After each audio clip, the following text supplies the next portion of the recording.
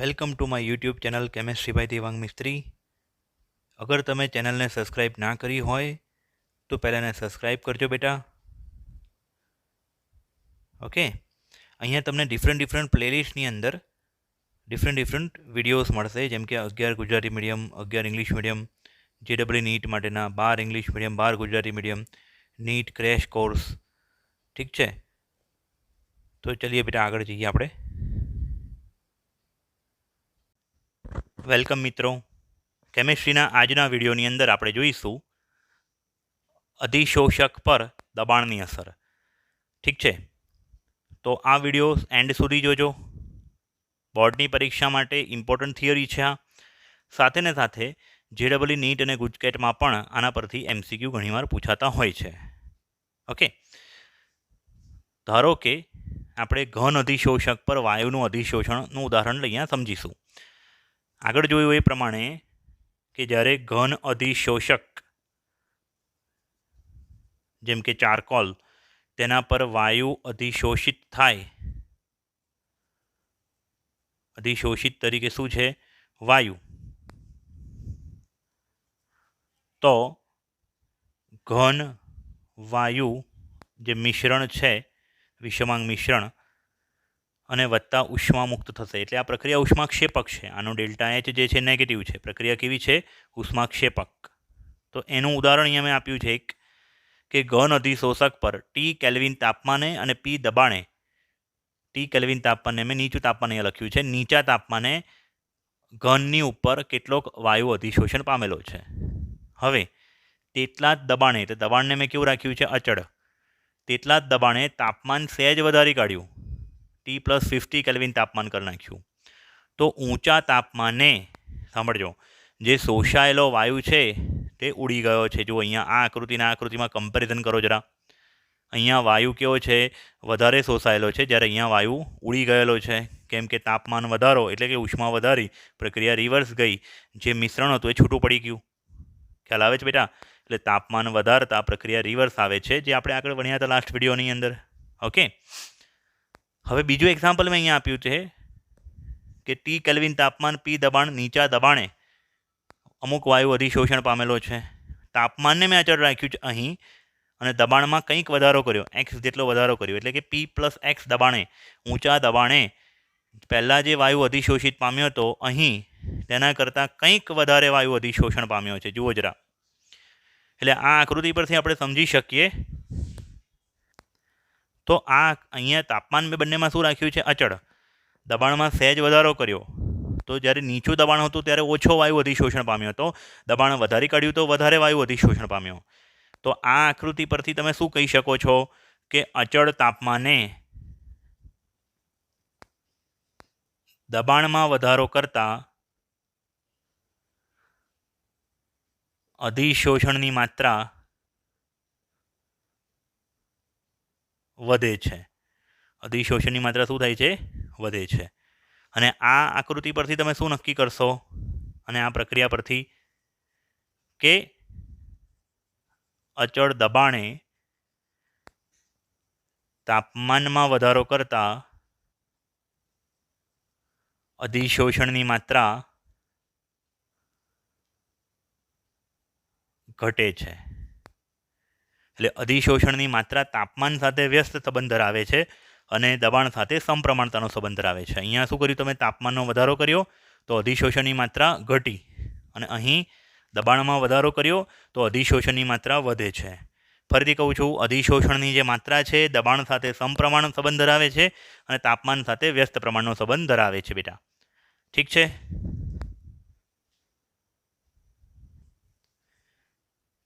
અધિશોષણ સમતાપી વક્ર એટલે શું? એક પ્રશ્ન આવી શકે એક માર્કમાં, અથવા આને સાંકળીને એક બીજો પ્રશ્ન પૂછી લે, ફ્રુન્ડલીચ અધિશોષણ સમતાપી એટલે શું? અધિશોષણ સમતાપી વક્ર એટલે શું? અને ફ્રુન્ડલીચ અધિશોષણ સમતાપી વિશે સમજાવો. તો 3 અને 4 માર્કનો એક પ્રશ્ન, 3 અથવા 4 માર્કનો એક પ્રશ્ન થઈ ગયો. તો પહેલાં આપણે આ જોઈએ, અધિશોષણ સમતાપી વક્ર એટલે શું? અચળ તાપમાને અધિશોષક વડે અધિશોષિત વાયુના જથ્થાનું વિચરણ, એટલે કે એનું બદલાવ, જથ્થાનું વિચરણ દબાણમાં ફેરફાર સાથે એક વક્ર દ્વારા અભિવ્યક્ત કરાય છે. સાદી ભાષામાં કહું તો અચળ તાપમાને તમે દબાણ બદલો, જે મેં પેલી બાજુનો આલેખ દોર્યો હતો થોડીક વાર પહેલાં, આકૃતિ દોરી હતી, તેમાં તાપમાન અચળ રાખ્યું તો દબાણ બદલાઈ ગયું. તો અધિશોષણની માત્રામાં શું ફેરફાર થાય છે તે દર્શાવતો જે વક્ર છે, ગ્રાફ છે, તેને અધિશોષણ સમતાપી વક્ર કહે છે. ખ્યાલ આવ્યો બેટા? વાય અક્ષ ઉપર આપણે x/m લીધું છે, એક્સ અક્ષ ઉપર પી વાયુનું દબાણ લીધું છે. x/mને કહેવાય અધિશોષણની માત્રા અને પી એટલે દબાણ. તો જ્યારે દબાણ ના હોય ત્યારે વાયુ અધિશોષણ પામ્યો જ ના હોય. શૂન્યાવકાશ હોય, યાદ કરો ચેપ્ટરનું પહેલી પ્રસ્તાવના, કે ઉચ્ચ શૂન્યાવકાશ હોય ત્યારે શું થઈ જાય? સપાટી ચોખ્ખી થઈ જાય. પછી ધીરે ધીરે દબાણ વધારતા ગયા, અધિશોષણ વધતું ગયું, દબાણ વધાર્યું ત્યારે અધિશોષણ વધ્યું, દબાણ ઓર વધાર્યું, અધિશોષણ વધ્યું, દબાણ વધાર્યું, અધિશોષણ મેક્સિમમ થયું. અને એક દબાણ પછી ગમે એટલું દબાણ તમે વધારો ને, અધિશોષણ કેવું રહે છે? અચળ. તો આ પરિસ્થિતિને તમે કઈ પરિસ્થિતિ કહેશો? સંતુલન પરિસ્થિતિ. ખ્યાલ આવે છે બેટા? હવે આ તાપમાન કયું છે? 195 કેલ્વિન ધારો કે. હવે તાપમાનને આપણે બદલી કાઢીએ. 195 કેલ્વિન એટલે આ આખી કાળી લાઈન જે છે ને, એ એક સમતાપી વક્ર છે. સમગ્ર કાળી લાઈન દરમિયાન, પ્રયોગ દરમિયાન આપણે તાપમાન કેટલું રાખ્યું છે? 195 કેલ્વિન. તાપમાન અચળ એટલે એને સમતાપી શબ્દ પ્રયોગ થાય. 11મા ધોરણમાં સમજી જાય, સમતાપી આઇસોથર્મલ પ્રોસેસ. ઓકે. હવે જો તાપમાનને વધારી દઈએ સહેજ, તો આ કર્વ બદલાઈ જાય. ધારો કે મેં તાપમાન રાખ્યું છે 244 કેલ્વિન, 244 કેલ્વિન. તો ગ્રાફ નીચે કેમ આવ્યો? વિચારો, આની પહેલાં સમજાવ્યું હતું. હજી તાપમાનને વધાર્યું, ધારો કે 273 કેલ્વિન કર્યું, તો તાપમાન વધારતા જતાં ગ્રાફ નીચે આવવાનું કારણ શું? મેં થોડીક વાર પહેલાં શીખવાડ્યું હતું કે તાપમાન વધે છે તો અધિશોષણની માત્રા ઘટે છે. અધિશોષિત વાયુ શું થઈ જાય છે? ઉડી જાય છે. એટલે અહીંયા મેં 3 અધિશોષણ સમતાપી વક્ર દોરેલ છે. એક આ બ્લેકવાળો, એને એક અધિશોષણ સમતાપી વક્ર કહેવાય. પછી આ જે રેડવાળો છે તે 244 કેલ્વિન. સમગ્ર આ રેડ લાઇન વખતે તાપમાન કેવું રાખ્યું છે? અચળ. 273 કેલ્વિન વાળો જે આગળ બ્લુવાળો ગ્રાફ છે તે ત્રીજો એક અધિશોષણ સમતાપી વક્ર કહેવાય. ઓકે. હવે એક્સ એટલે શું અને એમ એટલે શું? એક્સ એટલે અધિશોષણ પામેલ અધિશોષિત વાયુનો જથ્થો, મોલ અથવા દબાણ. જથ્થામાં તમે મોલ પણ લઈ શકો, અથવા દબાણ પણ લઈ શકો, અથવા દળ પણ લઈ શકો છો. ખ્યાલ આવે છે? મોલ અથવા દળ, બેમાંથી કોઈ પણ એક તમે અહીંયા લઈ શકો છો. દબાણના લગતા દળ. ઓકે.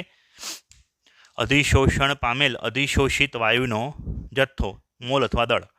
અને એમ એટલે અધિશોષકનું દળ. એમ એટલે શું બેટા? અધિશોષકનું દળ. x/mને શું કહેવાય? છેદને 1 ધારી લો તો x એટલે શું થયું? એની વ્યાખ્યા શું બનાવી શકાય x/mની? પ્રતિ ગ્રામ અધિશોષક વડે અધિશોષિત વાયુનો જથ્થો, જેને અધિશોષકની માત્રા કહે છે, અધિશોષણની માત્રા કહે છે. ખ્યાલ આવે છે બેટા? શું કહે છે? x/mને અધિશોષણની માત્રા. 2 પ્રકારના અધિશોષણ સમતાપી પ્રચલિત છે. આપણી ટેક્સ્ટબુકમાં પહેલા પ્રકારનો અધિશોષણ સમતાપી વક્ર આપેલો છે અને એના વિશે થિયરી આપી છે અને સૂત્રો જોઈશું. ફ્રુન્ડલીચ અધિશોષણ સમતાપી. પણ JEE નીટ માટે આપણે બીજો એક પ્રકાર બી ભણીશું, જે જૂની ટેક્સ્ટબુકમાં હતો, લેંગમ્યુર અધિશોષણ સમતાપી. ઠીક છે? ફ્રુન્ડલીચ અને લેંગમ્યુર બે આપણે ભણીશું. અને આ ફ્રુન્ડલીચ અધિશોષણ સમતાપી બોર્ડની અંદર 2 કે 3 માર્કની અંદર વારંવાર પૂછાતો રહેતો હોય છે પ્રશ્ન. એટલે એને જે રીતે હું ભણાવું એક્ઝેક્ટ એ જ રીતે તમારે પરીક્ષામાં લખવાનો છે. ઓકે. ત્યારબાદ 3 કે 4 માર્ક માટેનો ઇમ્પોર્ટન્ટ પ્રશ્ન. બરાબર. ફ્રુન્ડલીચ અધિશોષણ સમતાપી સમજાવો.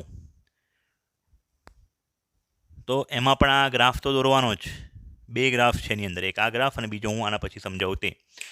x/m વર્સિસ p ગ્રાફ તો મેં સમજાવ્યો જ છે. કોઈ પણ એક પર્ટિક્યુલર કલરની લાઈન તમે પકડો, આ બ્લેક લાઇનવાળી લાઈન પકડો વક્ર, તો એ શું સમજાવે છે આપણને? તાપમાન અચળ રાખ્યું છે. જેમ જેમ દબાણ વધાર્યું તેમ તેમ અધિશોષણ વધ્યું, અને એક સમય અધિશોષણ શું થઈ ગયું? સંતૃપ્ત પામી ગયું. પછી તમે ગમે એટલું દબાણ વધારશો એ અચળ જ રહેશે. હા, પણ તાપમાનને વધારીએ જ છે, દબાણને હું અચળ રાખું. અને જો તાપમાનને વધાર્યું તો જ્યારે નીચું તાપમાન હતું તો અધિશોષણ વધારે હતું. તાપમાન વધાર્યું, 244 કર્યું તો અધિશોષણ ઘટ્યું, કેમ કે વાયુ ઉડી ગયો. હજી તાપમાન વધાર્યું તો અધિશોષણની માત્રા ઓર ઘટી. તો આપણે સમજીએ આગળ જ. ઠીક છે ને બેટા? ફ્રુન્ડલીચે કોઈ ખાસ તાપમાને ઘન અધિશોષકના એકમ દળ વડે અધિશોષિત થતા વાયુ એનો જથ્થો અને દબાણ વચ્ચેનો પ્રમાણસૂચક એટલે કે આનુભવિક સંબંધ આપ્યો. આ સંબંધ નીચેના સમીકરણ વડે અભિવ્યક્ત કરી શકાય છે. પ્રાયોગિક રીતે એને એક અનુભવ કર્યો, અનુભવ પરથી એને ગ્રાફ ડ્રો કર્યો, જે રિઝલ્ટ મળ્યા તેને કે ભાઈ X by M is equal to K into P raised to 1/n. એ ગ્રાફને દર્શાવવા માટે એને એક સૂત્ર બનાવ્યું. સૂત્ર આ એને રજૂ કર્યું, X by M is equal to K into P raised to 1/n. P એટલે પ્રેશર આપણે જાણીએ છીએ, એક્સ બાય એમ એટલે શું? અધિશોષણની માત્રા. કે અને એન એટલે શું? તો કે અને એન શું છે? અચળાંકો છે, જે તાપમાન પર આધાર રાખે. અને જો તાપમાન અચળ હોય એટલે કે કોઈ ખાસ તાપમાને, તો એ શેના પર આધાર રાખે? અધિશોષક અને વાયુના સ્વભાવ પર આધાર રાખે. એટલે અલગ અલગ અધિશોષક માટે કે અને એના મૂલ્યો કેવા હોય?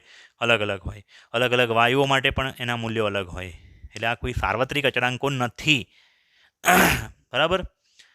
આ સંબંધ એક્સ બાય એમ વર્સિસ પી એ વક્ર દ્વારા રજૂ કરવામાં આવ્યો, જે સૂચવે છે કે ચોક્કસ દબાણે તાપમાનના વધારા સાથે, હવે દબાણ ચોક્કસ કરી નાખ્યું, ધારો કે આ પોઈન્ટ દબાણ શું કરી નાખ્યું? ચોક્કસ.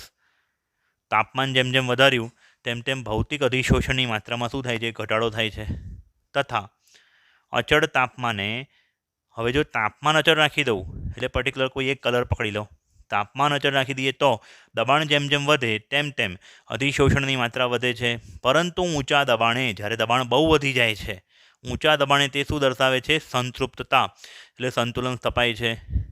હવે આ સમીકરણ 1 જે છે તેમાં બંને બાજુ લોગ લેતા, એટલે ડાબી બાજુ લોગ એક્સ બાય એમ થઈ ગયું, લોગ લીધું એટલે અહીંયા લોગ કે વત્તા log P raised to 1/n.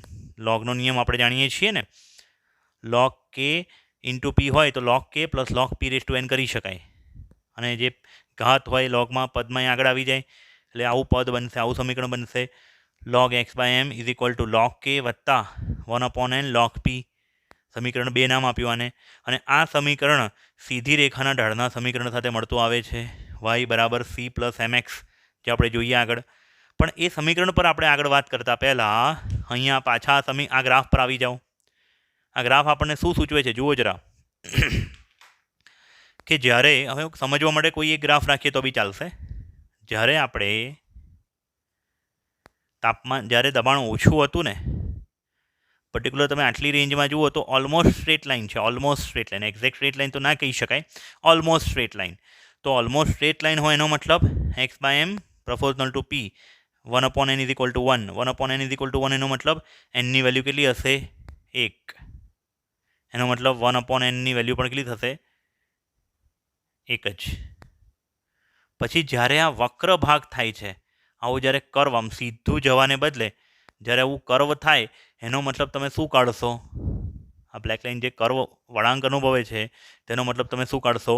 કે અહીં એનનું મૂલ્ય 1 કરતાં મોટું હશે, એટલે કે 1/nનું મૂલ્ય 1 કરતાં નાનું.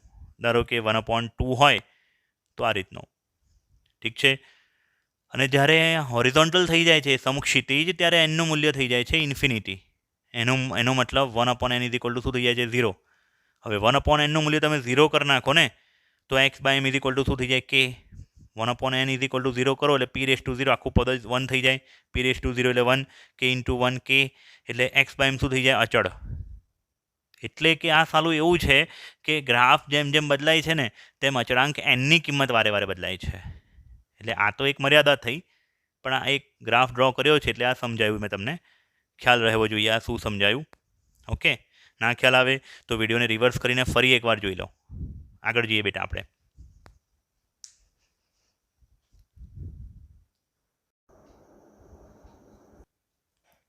ત્યારબાદ આપણે જે સમીકરણ તારવ્યું હતું હમણાં, સમીકરણ 2 અહીંયા ફરીથી લખ્યું છે, log x by M is equal to log k વત્તા 1/n log p. સમીકરણ 2ને સીધી રેખાના ઢાળના સમીકરણ y બરાબર c પ્લસ mx સાથે સરખાવતા, આ સમીકરણને આપણે y બરાબર mx પ્લસ c સાથે સરખાઈએ તો y અક્ષ ઉપર આપણે શું મૂકીશું? log x બાય એમ, અને x અક્ષ ઉપર log p. તો ઢાળ બરાબર આપણને શું મળશે? 1/n. અને આપણને આલેખ કેવો મળશે? ઢાળ કેવો મળશે? ધન ઢાળ. ઠીક છે? અને આંતરછેદ બરાબર સી એટલે આંતરછેદ બરાબર શું મળશે? log k. ઠીક છે બેટા?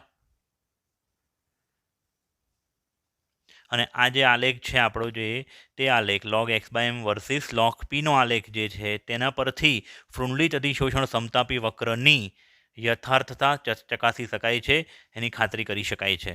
યથાર્થતા એટલે એની ચોક્કસ એ આપણું અધિશોષણ ફ્રુન્ડલીતનું પાલન કરે છે એવું કહી શકાય, જો આલેખ સીધી રેખા મળતી હોય ને તો. ઠીક છે? પરંતુ ફ્રુન્ડલીત અધિશોષણ સમતાપી વક્ર એ અધિશોષણની આશરા પડતી એટલે કે એપ્રોક્સ વર્તણૂક સમજાવે છે. તે કયા હદ સુધી સાચો ઠરે છે? તો x/m વર્સિસ પીનો ગ્રાફ મેં ડ્રો કર્યો હતો, તો એ આટલે સુધી સાચો છે. સંતુલન ન સ્થપાય ને ત્યાં સુધી એ બરાબર છે. જ્યારે સંતુલન સ્થપાઈ જાય ત્યારે આ સૂત્ર પાલન થતું નથી. ઊંચા દબાણે જ્યારે સંતુલન સ્થપાઈ જાય ત્યારે આ આલેખનું પાલન આ સૂત્ર પાલન થતું નથી. ઠીક છે બેટા? અહીં 1/n નું મૂલ્ય 0 થી 1 ની વચ્ચે મોટે ભાગે હોય. 1/n નું મૂલ્ય 1 કરતાં 0 થી 1 ની વચ્ચે, એનો મતલબ n નું મૂલ્ય 1 કરતાં મોટું. સીધી વાત છે. મોટે ભાગે nનો સંભવિત વિસ્તાર 0.1 થી 0.5 ની વચ્ચે હોય. હું કયા રેન્જની વાત કરું છું? આ રેન્જની વાત કરું છું. ઠીક છે? સમીકરણ 2 દબાણના સીમિત વિસ્તાર પૂરતું જ મર્યાદિત છે, વ્યાજબી ગણાય. એટલે અમુક રેન્જ સુધી એ વ્યાજબી છે, પછી આગળ વધારે ઊંચા દબાણે તે અધિશોષણ કેવું થઈ જાય છે? સંતુલન પ્રાપ્ત કરે છે. x/m બદલાતો નથી, અધિશોષણ અચળ રહે છે. હવે જ્યારે એકદમ શરૂઆતની કન્ડિશન હોય ત્યારે શું થાય અને જ્યારે બહુ જ ઊંચું દબાણ હોય ત્યારે શું થાય? ધારો કે આને હું 1 નંબર વડે સમજાવી શકું છું. બરાબર છે? આ છે 2 નંબરની કન્ડિશન. જ્યારે ઓકે, અહીંયા જે મેં સમજાવ્યું, જો જ્યારે 1/n નું મૂલ્ય 0 થાય ત્યારે x/m ઇઝ ઇક્વલ ટુ સૂત્ર શું હતું? x/m is equal two k into p⁻1/n. તો જો 1/n નું મૂલ્ય 0 એટલે કે nનું મૂલ્ય ઇન્ફિનિટી થાય ત્યારે x/m is equal two k into p⁻0. કોઈ પણ વસ્તુના ઘાતમાં 0 એટલે આખું પદ શું થઈ જાય? 1. એટલે k ઇન્ટુ 1 k, એટલે કે x/m ઇઝ ઇક્વલ ટુ શું થઈ જશે? k અચળ. ખ્યાલ આવે છે? એટલે કે આ વખતે અધિશોષણ દબાણથી સ્વતંત્ર થઈ જશે. બીજું, જ્યારે 1/n નું મૂલ્ય 1 થશે ત્યારે x/m is equal two k into p⁻1 થઈ જશે. એટલે કે આપણને સીધી રેખા મળશે, અપ્રોક્સ. અને આ સીધી રેખા મળશે એનો મતલબ શું? અધિશોષણ દબાણના સમપ્રમાણમાં છે. આ બંને શરતો, શરત 1 અને શરત 2, બંને શરતો પ્રાયોગિક રીતે પુરવાર થયેલી છે. તેમને પ્રાયોગિક પરિણામોનો શું મળેલો છે? ટેકો મળેલો છે. ખ્યાલ આવે છે બેટા?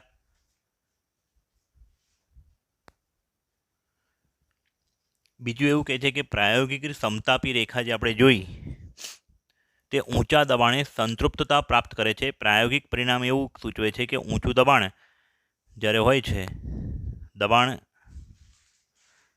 એક મૂલ્યથી વધી જાય ત્યારે એ સંતૃપ્તતા પ્રાપ્ત કરે છે, જે પેલા સૂત્ર log x/m is equal to log k plus 1/n log p વડે સમજાવી શકાય નહીં.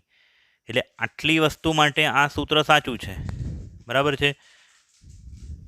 પણ હાયર દબાણે આ સૂત્ર શું નીવડે છે? નિષ્ફળ નીવડે છે. ઠીક છે બેટા? બીજું અધિશોષણ, આ જે ફ્રુન્ડલીતનું આપણે સમતાપી વક્ર જોયું તેની મર્યાદા એ છે કે તેમાં અધિશોષકની ઉપર મલ્ટી લેયર ઓફ અધિશોષિતનું એક લેયર નહીં, બહુ બધા લેયર, એટલે એને કહેવાય બહુઆણવીય સ્તર ધરેલું છે. અને આવું શેમાં હોય? ભૌતિક અધિશોષણમાં જ હોય. એટલે ફ્રુન્ડલીત અધિશોષણ સમતાપી માત્ર ભૌતિક અધિશોષણ માટે સાચું છે. ખ્યાલ આવે છે? બીજું, તેમાં કેના ને એનના મૂલ્યો બદલાય છે. તાપમાન બદલાતા કેનું મૂલ્ય બદલાય છે અને એનનું મૂલ્ય તો તાપમાન ના બદલાય તોય બદલાય છે. આપણે જોયું શરૂઆતમાં એનનું મૂલ્ય 1 રહેતું હતું, પછી એનનું મૂલ્ય 1/n નું મૂલ્ય <1 અને પછી એના પછી 1/n નું મૂલ્ય 0. તો એ બદલાય છે. એટલે ફ્રુન્ડલીતનું અધિશોષણ સમતાપી વક્ર એમાં અમુક મર્યાદા રહેલી છે. ઓકે, તે લિમિટેશન દૂર કરતાં પહેલાં આપણે રાસાયણિક અધિશોષણની અંદર આને કઈ રીતે આપણે એપ્લાય કરી શકીએ? કરવું હોય તો, એટલે કે જો દ્રાવણ સંકળાયેલું હોય, કેમિકલ સોલ્યુશન્સ, અને દ્રાવણની અંદર, લિક્વિડની અંદર જો કોઈ ઘન અધિશોષક નાખ્યો હોય તો એમાં આ સૂત્ર કામ લાગે કે નહીં તે જોઈએ આપણે હવે.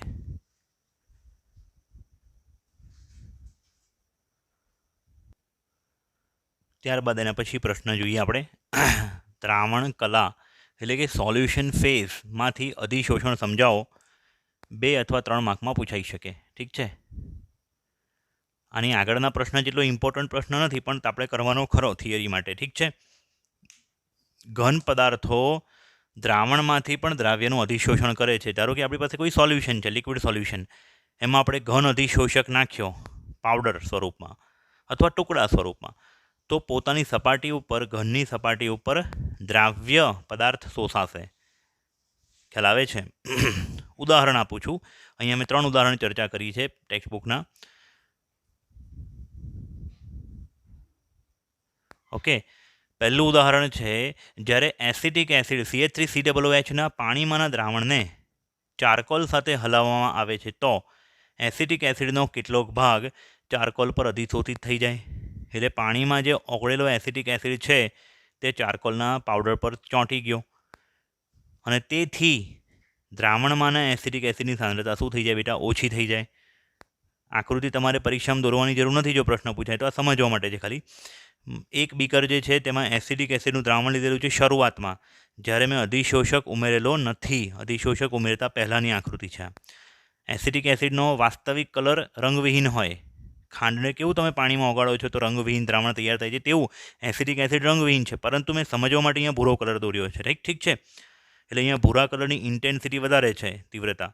હવે જ્યારે ચારકોલ પાવડર નાખીને તમે એને હલાવી કાઢ્યું તો ચારકોલ પાવડર પોતાની સપાટી ઉપર, અહીંયા તમે જોઈ શકો છો, આ બ્લેક કલરનો ચારકોલ પાવડર છે. સમજવા માટે મેં થોડો મોટો દોર્યો છે, બાકી પાવડર હશે એકદમ નાના કણો હશે. એને હલાવી કાઢ્યું તો એને શું કર્યું? પેલા બ્લુ પાર્ટિકલ્સ જે છે, એસિડિક એસિડના પાર્ટિકલ્સને પોતાની સપાટી પર શું કર્યા? અધિશોષિત કરી લીધા. હવે જ્યારે તમે એને ગાળી કાઢો તો ચારકોલની સાથે સાથે એસિડિક એસિડ પણ શું થઈ જાય? જતો રહે, ઉપર આવી જાય. અને નીચે જે લિક્વિડ વધે તેમાં એસિડિક એસિડની સાંદ્રતા શું થઈ જાય? ઓછી થઈ જાય. ખ્યાલ આવે છે બેટા? હવે તે જ પ્રમાણે લિટમસના દ્રાવણને ચારકોલ સાથે હલાવવામાં આવે છે તો તે રંગવિહીન થાય છે. હવે પ્રશ્ન થાય કે જરા લિટમસ પેપર તો સાંભળ્યું છે, લિટમસનું દ્રાવણ શું છે? લિટમસનું દ્રાવણ લિચન્સ નામના કેમિકલથી બનતું હોય. લિચન્સ એક પ્રકારના રંગક છે જે કુદરતમાંથી અમુક વૃક્ષોમાંથી મળી આવે. બરાબર? એ પાવડરને પાણીમાં નાખવાથી એ જે રંગ તૈયાર થાય અને તમે એને એમની અંદર ચારકોલ, એ દ્રાવણમાં ચારકોલ ઉમેરો તો એ દ્રાવણ કેવું થાય છે? રંગવિહીન. આ એ જ લિચન્સ છે જે લિટમસ પેપર બનાવવા વપરાય, જેમાંથી ભૂરા લિટમસ પેપર બનાવી શકાય. અને લિચન્સમાં સહેજ HCl અથવા H2SO4 નાખ્યો હોય અને પછી એને સાદા સફેદ કલરના ફિલ્ટર પેપર પર અધિશોષિત કરીએ તો એ લાલ લિટમસ પેપર તૈયાર થાય. અને લિચન્સને ડાયરેક્ટ તમે સફેદ પેપર પર અધિશોષિત કરાવડાવો તો એ ભૂરું લિટમસ પેપર તૈયાર થાય, જે એસિડ બેઝ માટે કામ લાગે. પરંતુ આપણે અહીંયા એટલું ડીપમાં જવાની જરૂર નથી. આ યાદ રાખો ખાલી આ મુદ્દો. ઠીક છે? થિયરી માટે બહુ ડીપમાં જવાની જરૂર નથી. MGO જે જગ્યા પર જી નીટમાં કામ લાગે એવી વસ્તુ હશે ને તો હું ડીપમાં ઉતરીશ, ચિંતા ના કરશો. ઓકે? કેમ કે અમે લોકોએ, શિક્ષકોએ હજારો એમસીક્યુની પ્રેક્ટિસ છોકરાઓને કરાવી હોય, પાછલા વર્ષના બધા MCQ જોયા હોય, તેને આધારે અમે થિયરી ભણાવતા હોઈએ. ઓકે? એટલે વધુ માહિતી માટે તમે તમારી જાતે ડીપમાં સર્ચ કરો, અલગ છે, પણ એ પરીક્ષા માટે કંઈ કામ ના લાગે. અહીંયા ધ્યાન આપો. એટલે લિટમસનું દ્રાવણને તમે એની અંદર ચારકોલ નાખો, ચારકોલ પાવડર, આ જ રીતે, તો શું થશે? એ રંગ શોષી લેશે પોતાની સપાટી પર, એટલે રંગ આછો થશે, રંગવિહીન થશે. એ રીતે MgOH2, મેગ્નેશિયમ હાઇડ્રોક્સાઇડ, આપણે જાણીએ છીએ આલ્કલાઇન સોલ્યુશન કહેવાય, બેઝિક સોલ્યુશન કહેવાય. તેને મેગ્નેશન પ્રક્રિયક. હવે મેગ્નેશન પ્રક્રિયક એક લાલ રંગનો પાવડર છે જે એક પ્રકારનો એઝો રંગક છે, ઓર્ગેનિક એઝોડાઈ કહેવાય. એ લાલ કલરનો રંગક છે. MgOH2ને પોતાની સપાટી પર અધિશોષિત કરે છે અને પ્રક્રિયા થઈને રંગ બદલી કાઢે છે. એ વાદળી રંગ બની જાય છે. એટલે આ ખાસ પ્રકારની કસોટી ક્યાં કામ લાગે? કે તમારા સોલ્યુશનમાં Mg+2 અથવા MgOH2 છે કે નહીં તેની કસોટી માટે આ વાપરી શકાય. ઠીક છે? હવે આ ત્રણેય એક્ઝામ્પલ પરથી આપણને શું ખબર પડી અને પ્રયોગો પરથી શું ખબર પડી? અમુક અવલોકનો જોવા મળ્યા કે અધિશોષણની માત્રા તાપમાનના વધારા સાથે ઘટે છે. શું? પણ આ કેમાં સાચું છે? ભૌતિક અધિશોષણમાં જ સાચું છે. રાસાયણિક અધિશોષણ માટે આ સાચું નથી. રાસાયણિક અધિશોષણની અંદર તાપમાન વધે તો અધિશોષણ વધે છે, પછી હા એક લેવલ પર વધ્યા પછી પાછું એ ઘટે છે. પણ ભૌતિકની અંદર તો તાપમાન વધે તો સીધે સીધું એ ઘટે છે. તાપમાન વધે તો અધિશોષણ ઘટે. બીજું, અધિશોષણની માત્રા અધિશોષકનું સપાટીનું ક્ષેત્રફળ પૃષ્ઠ સપાટીનું ક્ષેત્રફળ વધતા વધે. મતલબ કે ચારકોલના પાવડરને બદલે આપણે ચારકોલનો જો મોટો ટુકડો લીધો હોય ને તો એની સપાટીનું ક્ષેત્રફળ ઓછું હોય, પણ એ ટુકડાને ભાંગી કાઢીએ અને નાના નાના પાવડર બનાવી કાઢીએ તો અંદરની સપાટી પણ ઓપન થઈ જાય, ખુલ્લી થઈ જાય, જેથી પૃષ્ઠ ક્ષેત્રફળ વધી જાય. એટલે કોઈપણ વસ્તુના ચોસલા કરતાં ટુકડા કરતાં તે જ ટુકડાનો પાવડર, બંનેનું વજન સરખું છે પણ પૃષ્ઠ સપાટીનું ક્ષેત્રફળ વધી ગયું. ક્યારે? પાવડર બનાવ્યું તો, અથવા છિદ્રાળું હોય તો. એટલે જો પૃષ્ઠ સપાટીનું ક્ષેત્રફળ વધી જાય તો અધિશોષણની માત્રા વધી જાય. ઓકે, એટલે એટલા માટે આ પહેલો, બીજો અને ત્રીજો જે બી પ્રયોગ કર્યો ને એમાં પાવડર લીધો હશે આપણે, ટુકડો નહીં. ઓકે. ત્રીજું, અધિશોષણની માત્રા દ્રાવણમાં રહેલા દ્રાવ્ય પદાર્થની સાંદ્રતા પર પણ આધાર રાખે છે. જેવું આગળના પેલા ફ્રુન્ડલીચવાળા કેસમાં શાના પર આધાર રાખતું હતું? દબાણ પર આધાર રાખતું હતું. એવું અહીંયા દ્રાવ્ય પદાર્થની સાંદ્રતા ઉપર આધાર રાખે છે. ઠીક છે બેટા. અને ચોથો મુદ્દો, અધિશોષણની માત્રા અધિશોષક અને અધિશોષિતના સ્વભાવ પર પણ આધાર રાખે છે.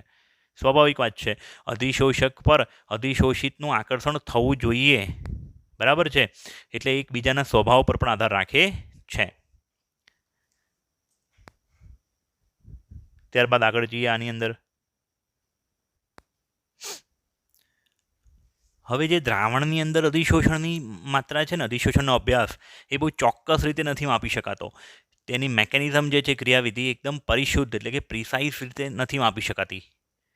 ફ્રુન્ડલીચ સમીકરણ તેમ છતાંય રાસાયણિક અધિશોષણ વિશે થોડી ઘણી માહિતી આપી શકે છે. તે જે જગ્યા પર પેલા સૂત્રમાં પી હતું એની બદલે અહીંયા શું આવી ગયું? સી ફોર સાંદ્રતા. કોની સાંદ્રતા? દ્રાવણની સાંદ્રતા. ઠીક છે બેટા. સેમ સૂત્ર, ખાલી પીની બદલે સી મૂકેલું છે. આને પણ સીધી રેખાના ઢાળ સાથે સરખાઈ શકાય અને એનાથી શું ખબર પડે? ફ્રુન્ડલીચ અધિશોષણ ક્ષમતા પીની વ્યાજબીપણાને સરખાઈ શકાય છે, વેલિડિટી સરખાઈ શકાય છે. પ્રાયોગિક રીતે કેવી રીતના નક્કી કરી શકાય? પ્રાયોગિક રીતે કોઈ ઘન અધિશોષક ફિક્સ રાખવાનો, જેમ કે 5 ગ્રામ. મારી પાસે 4 અલગ અલગ એસિટિક એસિડના દ્રાવણ છે. એક એસિટિક એસિડનું દ્રાવણ છે જેમાં સાંદ્રતા છે મેં લીધી છે 0.1 મોલારિટી, બીજાની અંદર 0.2 મોલારિટી, પછી 0.3 મોલારિટી, 0.4 મોલારિટી. 4 અલગ અલગ બીકરમાં એસિટિક એસિડની સાંદ્રતા કેવી? અલગ અલગ લીધી અને દરેકની અંદર મેં એક સરખો અધિશોષક ઉમેર્યો. 5 ગ્રામ ચારકોલ દરેકમાં ઉમેર્યો. દરેક દ્રાવણનું કદ સરખું છે, ધારો કે 100 ml 100 ml 100 ml 100 ml, પણ દરેકમાં સાંદ્રતા અલગ છે. 0.1 મોલર, 0.2 મોલર, 0.3 મોલર, 0.4 મોલર. અને પછી થોડાક સમય પછી બધામાં ચારકોલ ઉમેર્યા પછી થોડી વાર પછી સાંદ્રતામાં થતો ફેરફાર માપવામાં આવ્યો. ફોર એક્ઝામ્પલ, 0.1 મોલરનું દ્રાવણ શરૂઆતમાં છે ચારકોલ ઉમેરતા પહેલાં. ચારકોલ ઉમેર્યા બાદ સંતુલન સ્થપાય ત્યારે તેની સાંદ્રતા માપી, તટસ્થીકરણ ટાઇટ્રેશન કરીને, એસિડ બેઝ ટાઇટ્રેશનથી એસિડિક એસિડની સાંદ્રતા માપી. ક્યારે? થોડા સમય પછી. તો જે સાંદ્રતાનો ડિફરન્સ આવ્યો ને, ધારો કે 0.1 મોલર શરૂઆતની હતી અને થોડા સમય પછીની સાંદ્રતા ધારો કે 0.01 મોલર થઈ ગઈ. એનો મતલબ એ બેનો ડિફરન્સ જે આવ્યો ને તેટલો એસિડિક એસિડ કોના પર શોષાઈ ગયો? ચારકોલ પર શોષાઈ ગયો છે. તેવી જ રીતે 0.2 માટે, 0.3 માટે, દરેક માટે પછી શું કર્યું? એ રીતે અલગ અલગ એક્સનું મૂલ્ય શોધી શકાય છે અને એ એક્સના મૂલ્ય પરથી તમે ગ્રાફ ડ્રો કરી શકો છો બેટા. ઓકે, તો આ બંને થિયરી તમે લર્ન કરી નાખજો બેટા, મોઢે કરી નાખજો. એમાંથી જે ફ્રુન્ડલીચવાળી તો ખાસ અગત્યની, એને બને ત્યાં સુધી બંને આલેખ સાથે, સૂત્રો સાથે, શબ્દશઃ જે મેં લખી છે અહીંયા તે રીતે ચોપડામાં લખજો. હોમવર્કના ચોપડામાં એક વખત અને ક્લાસના ચોપડામાં એક વખત. અને વિડીયો જોવાઈ જાય એટલે લાઈક કરો જો પસંદ પડ્યો હોય તો, અને મને મેસેજ કરો વોટ્સએપ પર કે હા સર ખબર પડી. વોટ્સએપ પર મને મેસેજ કરીને જણાવી શકો છો. ઓકે બેટા, મળીએ નેક્સ્ટ વિડીયોમાં.